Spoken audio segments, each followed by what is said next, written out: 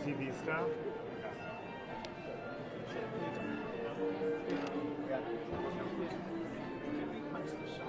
I get it. It's everything's going out. I remember we were talking about it. It's not much. Everything's what? Oh, yeah. Yeah, those rules are I got out. a lockdown wide right now, so there's Everything's fair game unless you're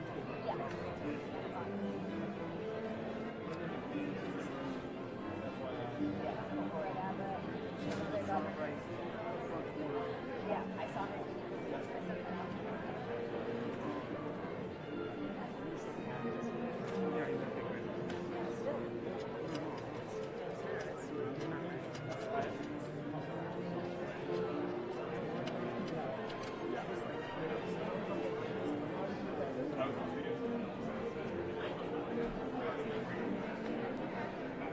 Greg Abbott.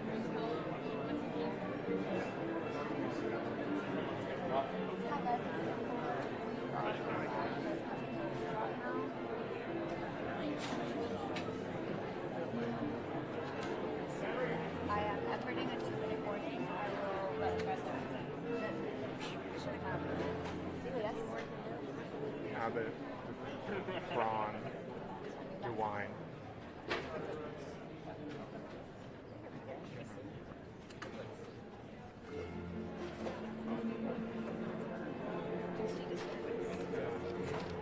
The second row, third in. And Kim Reynolds is next to it.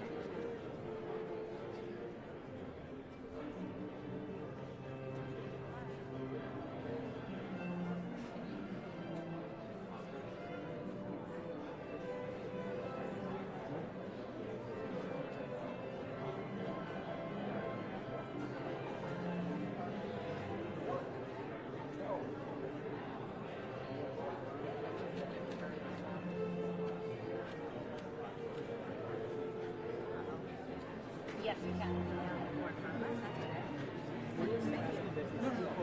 I'm coming back here. I'm scared. And so are you. A little like that. Yeah, I was too. Ask him where he'll be when you sign it. Where will you be when you sign it? Like right here. Like where? Here. Right here. Okay. That'd be great.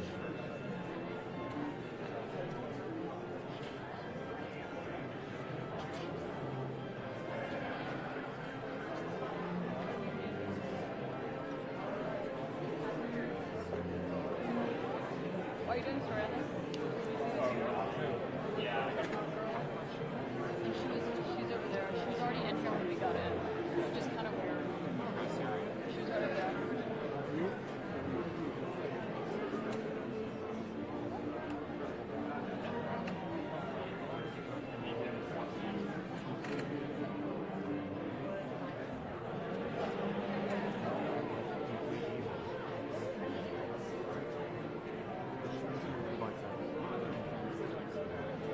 The only one I saw that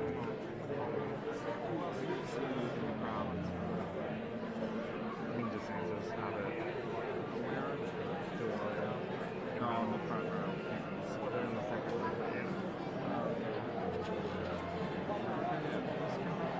I don't know. Got it.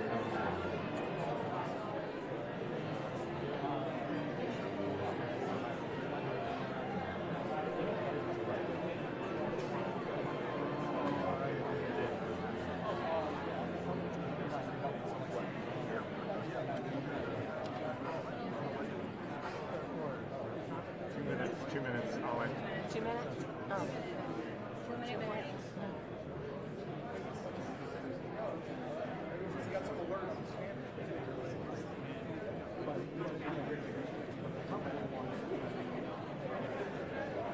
Now I'm going to come up on here a little bit. Let's make sure that doesn't bother you, okay?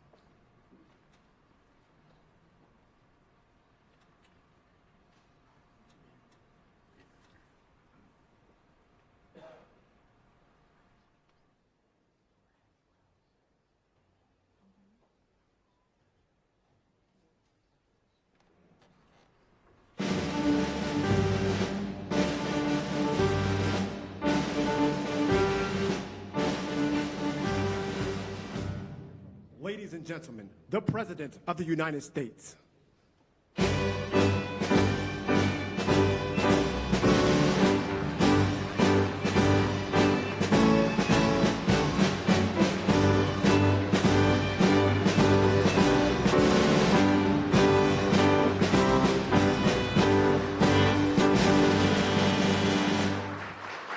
Well, thank you very much.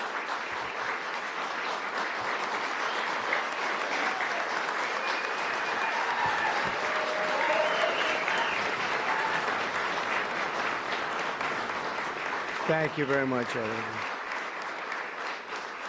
And I'd like to start by saying that our country is doing very well. Things are, as you can see, doing quite well. Please sit down. Before we begin, I just want to announce that I signed a proclamation a few moments ago honoring the 250th anniversary of Patrick Henry's famous speech to the Second Virginia Convention, in which he declared very well-known, very famous words, "Give me liberty or give me death." Has anyone heard the phrase? I think most of you have.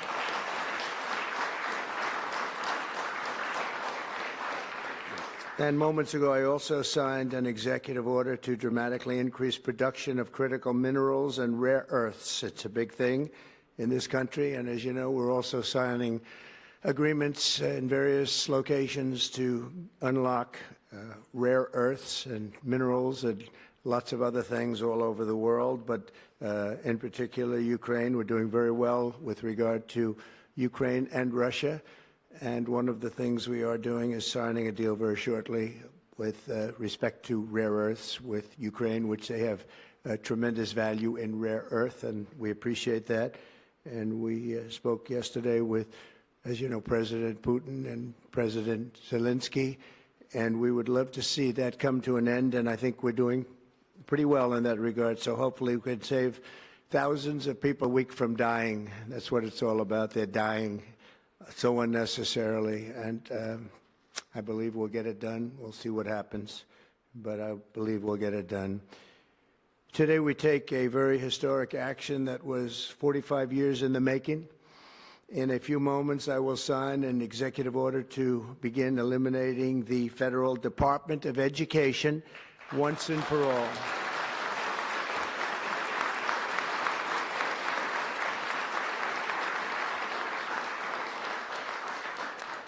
And it sounds strange, doesn't it? Department of Education, we're going to eliminate it. And everybody knows it's right.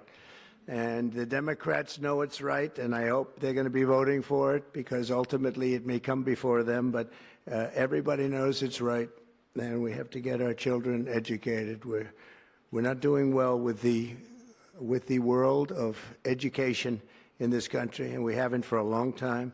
And we're pleased to be joined today by the woman who I chose because she's an extraordinary person, and hopefully she will be our last Secretary of Education, Linda McMahon. Linda, thank you. Thank you very much. That's another interesting statement. It's an interesting opening, right? But it's true, and people, it's been amazing how popular this has been. I tell people that this is what I'm doing today, and they say, oh, it's about time. Everybody says it. Republicans and Democrats have said it. They're all saying it. Also with us are some terrific people. Governors Greg Abbott. Greg, thank you very much. Governor Ron DeSantis, thank you very much, Ron. Mike Braun, congratulations on your victory, Mike. That was a big one. Mike DeWine, thank you very much, Mike. Jeff Landry. Jeff, thank you very much, Jeff. Bill Lee, thank you. Governors, all governors. Brad Little.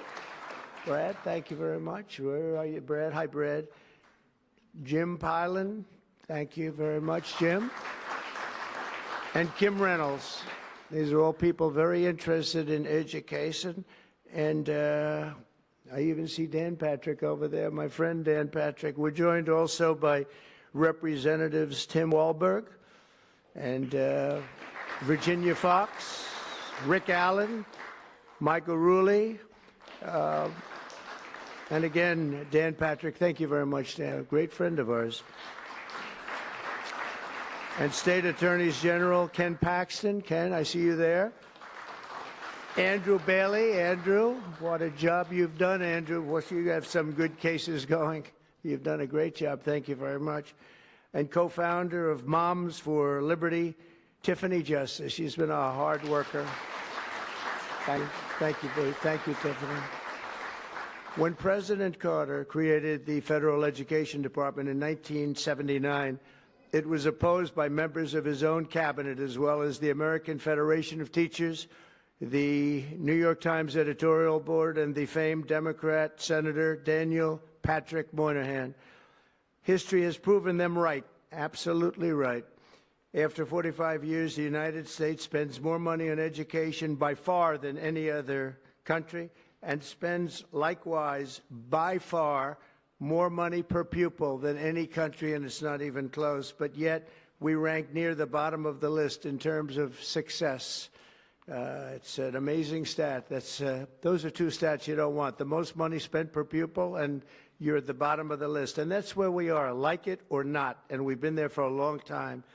70% of 8th graders are not proficient in either reading or in math. 70%. 40% of 4th graders lack even basic reading skills, can't read. In our public elementary and middle schools score worse in reading today than when the department opened, by a lot. In Baltimore, 40% of the high schools have 0 students who can do basic mathematics. Not even the very simplest of mathematics. I said, give me your definition of basic, and they're talking about like adding a few numbers together. Despite these breathtaking failures, the department's discretionary budget has exploded by 600% in a very short period of time, and it employs bureaucrats in buildings all over Washington, D.C. And as a former real estate person, I will tell you, I ride through the streets of Washington and it says Department of Education, Department of Education. I said, how do you fill those buildings? It's crazy what's happened over the years. I'm pleased to report that after offering these federal employees 2 generous buyout options, and they were very generous, and they're good people, but they were very generous. My administration has initiated a reduction in force, and we're already cutting numbers that were really surprising to a lot, that we were able to do it so successfully. And we've cut the number of bureaucrats in half. 50% have taken office, which is great. Thank you. Under the action I'm taking today, a small handful of Democrats and others that we have employed for a long time, and there are some Republicans, but not too many, I have to be honest with you. But the department's useful functions, and such as, and they're in charge of them: Pell Grants, Title I funding, resources for children with disabilities and special needs will be preserved, fully preserved. They're all going to be so. If you look at the Pell Grants, it's supposed to be a very good program. Title I funding and resources for children with special disabilities and special needs, they're going to be preserved in full and redistributed to various other agencies and departments that will take very good care of them. And it's very important to Linda, I know, and it's very important to all of us. But beyond these core necessities, my administration will take all lawful steps to shut down the department. We're going to shut it down, and shut it down as quickly as possible. It's doing us no good. We want to return our students to the states, where just some of the governors here are so happy about this. They want education to come back to them, to come back to the states, and they're going to do a phenomenal job. You know, if you look, Denmark, Norway, Sweden, I have to tell you, I give them a lot of credit. China's top 10. And so we can't now say that bigness is making it impossible to educate, because China is very big. But you have countries that do a very good job in education. And I really believe, like some of the governors here today, from states that run very, very well, including a big state like Texas, but states that run very well are going to have education that will be as good as Norway, Denmark, Sweden, and those top Finland, those top countries that do so well with education. I think they'll do every bit as well. And what do you think about that, Governor? Do you agree? Huh? I think so. Ron, do you agree? I think so. Florida? Iowa? That's right. I really believe that. They'll be as good as any of them. And then you'll have some laggards, and we'll work with them. And we can all tell you who the laggards will be right now, probably, but let's not get into that. But we'll work with them, and we're going to make them, they'll do a job. I think they'll do a job, and they'll go to sections of the state. For instance, New York, you'll have a Manhattan, and you'll have a Suffolk County, and you'll have Nassau County, and you'll have Westchester County. You'll do 4 or 5 or 6 of them. You have upstate New York, and those counties, I think, are going to do very well. And I think ultimately Manhattan should do very well. But we'll break it down into sections, and I think it'll be really, really good. And they're going to be probably the tougher ones, but I think they have a chance to do really well. But we're going to be returning education very simply back to the states where it belongs, and this is a very popular thing to do, but much more importantly, it's a common sense thing to do and work. Absolutely, it's going to work, and I can tell you from dealing with the governors and others in the state, they want it so badly. They want to take their children back and really teach their children individually. Probably the cost will be half, and the education will be maybe many, many times better. So we look forward to this. I want to just make one little personal statement. Teachers, to me, are among the most important people in this country, and we're going to take care of our teachers. And I don't care if they're in the union or not in the union. That doesn't matter.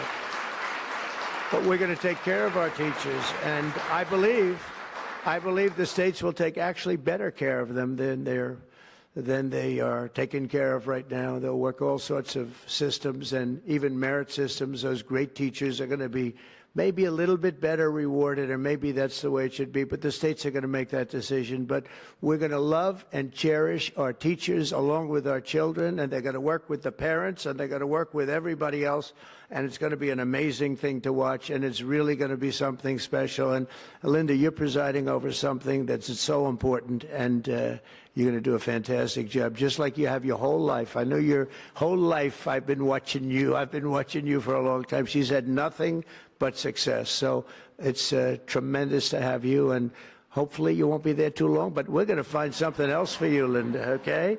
So this will conclude what we are talking about with respect to our most cherished group of people, and that's our children. We want to have our children well educated. We want them to love going to school. We have examples of it. Look at those beautiful, bright-eyed faces. They are so smart. They're so smart. And with that, I'm going to come down, and we're going to sign a very important document, and we're going to be on our way. People have wanted to do this for many, many years, for many, many decades. And I don't know, no president ever got around to doing it, but I'm getting around to doing it, so thank you very much.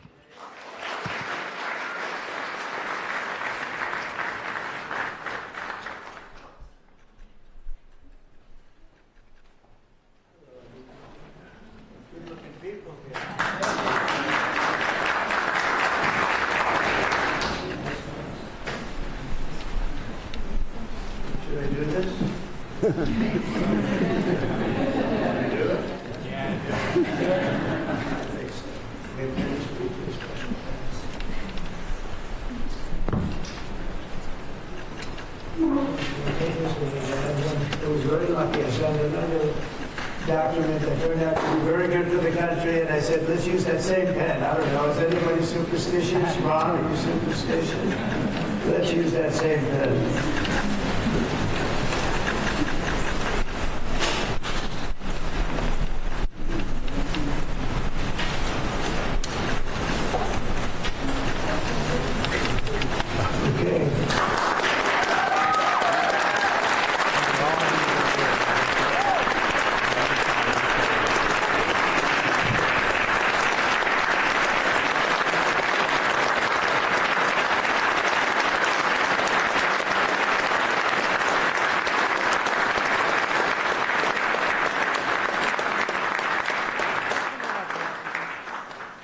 you come up just to say.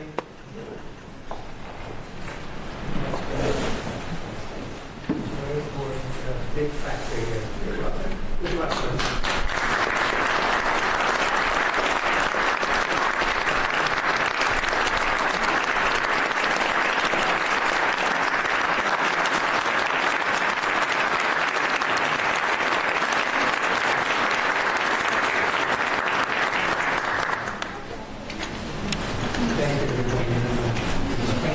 Thank you.